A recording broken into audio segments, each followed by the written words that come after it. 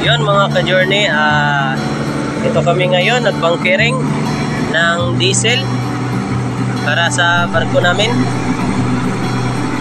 Yung ikakarga dito sa amin mga ka-journey is 3 tons, means 3,000 liters yung papasok dito papunta sa barko namin. Yung hose na yan mga ka-journey, may pipings dyan papunta doon sa storage tank namin ng diesel.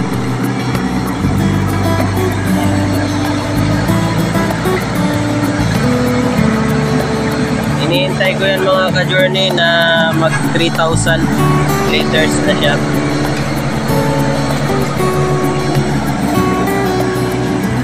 Ganito lang yung pagbunkering sa amin mga ka-journey.